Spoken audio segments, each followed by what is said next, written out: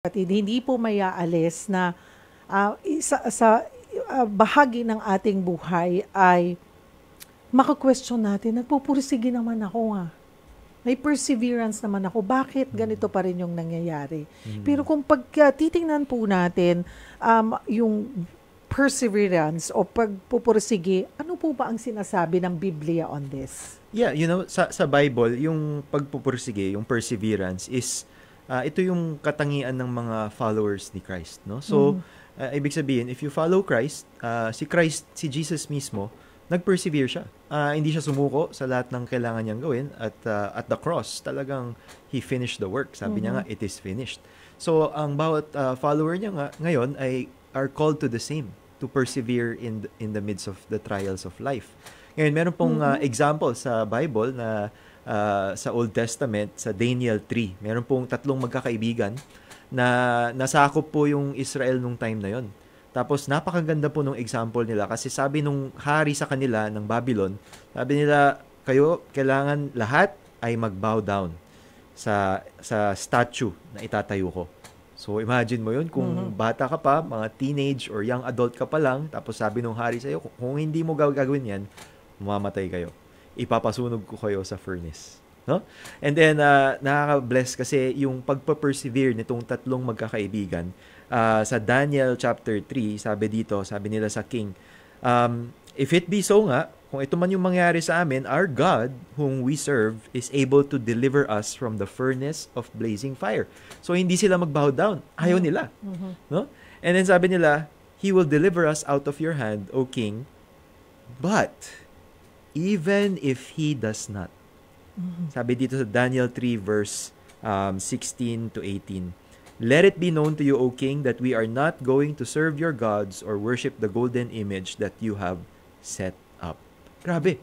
Nung nabasa ko yung line na yun, na-stuck ako doon. Kasi sabi niya, alam namin na hindi kami magbabow down, pero alam rin namin na kaya kaming protektahan, kaya kaming i-deliver or i-rescue ni God dito. Pero, ito yung twist. Kahit na hindi niya gawin yun, we will still serve Him. Grabe yun.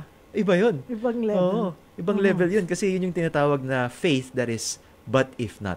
But if not kind of faith. Na kahit na hindi nga gawin ni God yun, okay lang. We will still believe Him. We will still trust in Him. So yun yung katangian ng mga followers ni Jesus na may perseverance sila no matter what happens. At yun yung sana yung yung susunod kong tanong na yung kahalagahan ng perseverance sa pananampalataya. Yes. Pero sabi mo nga, Pastor Mike, ngayon ko lang narinig yan, ibang level. Biglang nag-thought bubble ako na, at this point, hindi po ako maglalay, may sumagi na, kaya ko rin bang gawin yun? Yes. Kahit na sinasabi kong naniniwala ako sa Panginoon, I have a good relationship with Him, I'm grateful, and feel blessed every day, pero nandoon ba? Parang bigla akong mineasure yung nasa ang level ang faith ko kay Lord at this point.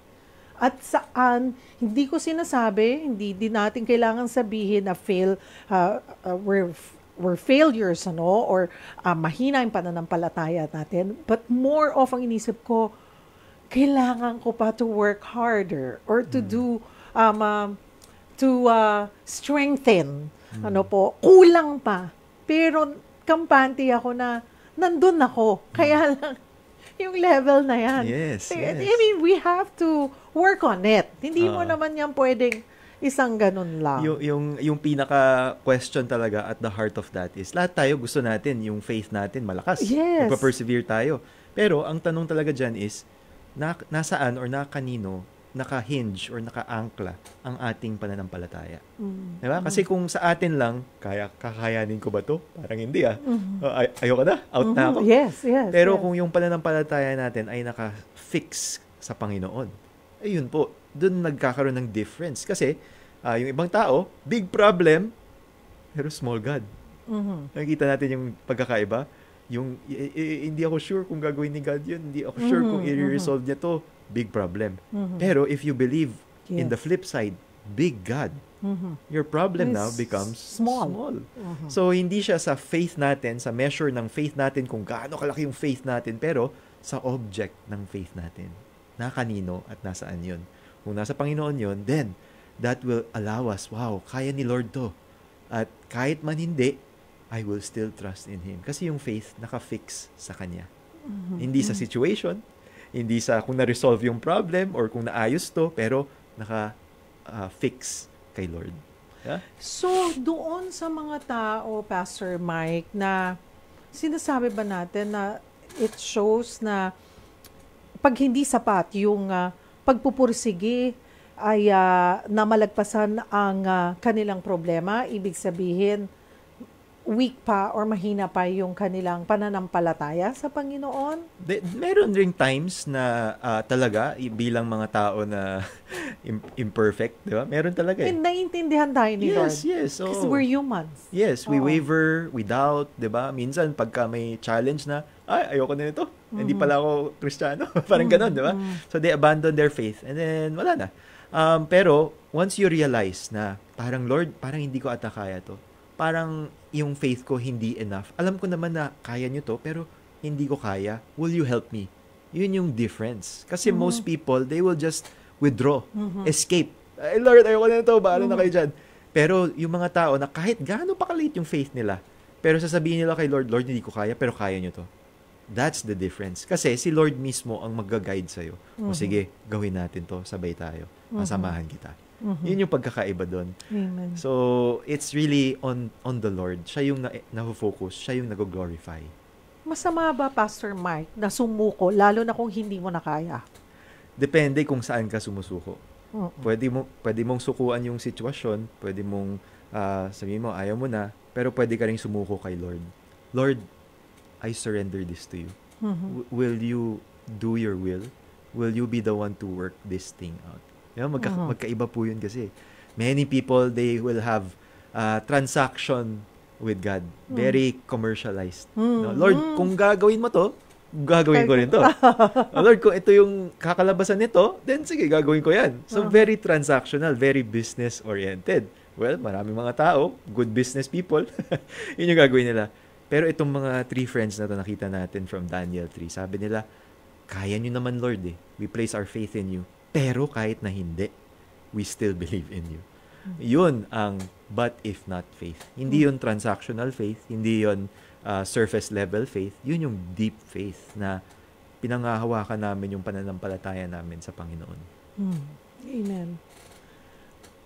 Umaabot, may mga pagkakataon na, Pastor Mike, at hindi natin siguro masisisi yung mga ilan po na nag-give up sa pagsubok sa buhay or nagda-doubt, pero para saan ba to? Kasi pag naiintindihan mo, itong mga pagsubok na dumadaan sa buhay natin, hindi madaling mag-give up eh. Alam mo, para saan ba ito? Bakit sinasabi, di ba, kung mahal ako talaga ng Panginoon, mahal tayo ng Panginoon, bakit may pagsubok sa buhay? Bakit hinahayaan ito ng Panginoon? That's a very good question. Ang dami nang nagtanong Tanong yan. sa'yo. And it's always a concern. So, balik tayo dun sa story. So, sabi nung king, mag-bow down kayo. Kung hindi, you will go to the furnace. Sabi nila, King, kaya kami i-deliver ni God, pero kung hindi, we will still follow Him. Ano nangyari? Nagalit yung king, syempre, yari kayo. So, sabi niya, ipainitin nyo pa, 7 times hotter. And itong mga tatlong to, put them in the furnace. It was so hot na yung mismong mga sundalong nakakapit sa kanila, yung magtatapon sa kanila sa furnace, sila mismo namatay. Ganun kainit yung furnace. So, when they were thrown into the furnace, silang tatlo, all of a sudden, in the story, it tells, hindi sila namatay. This is a miracle. Hindi sila namatay. Yung soldiers na nagpatapon sa kanila, sila yung namatay. Sobrang init kasi, nasunog agad. Automatic barbecue. Pero sila, hindi sila namatay. And sabi nung king, the next line there says, did we not send 3 people into the fire?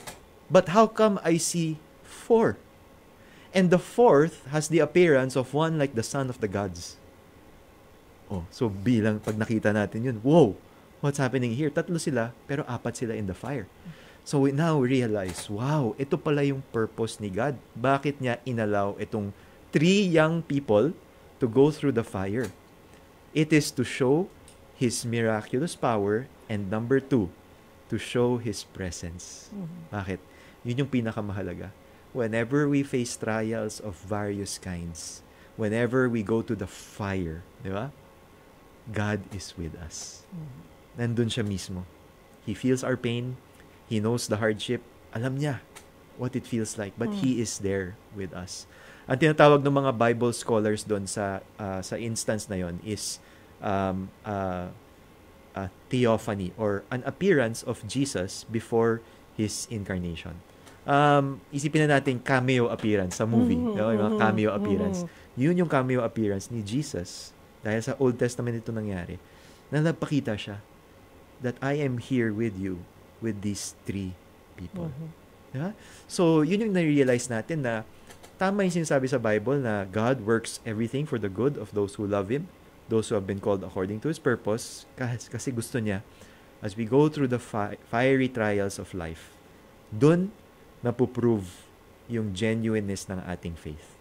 Na totoo nga talaga yung pananampalataya natin. Hindi tayo Christians na nandun lang pag good times. Pero kahit na bad and challenging times, kahit na your life is on the line, you will still stick by. Yun yung gusto na makamit ni Lord sa pain natin, sa trials. Amen.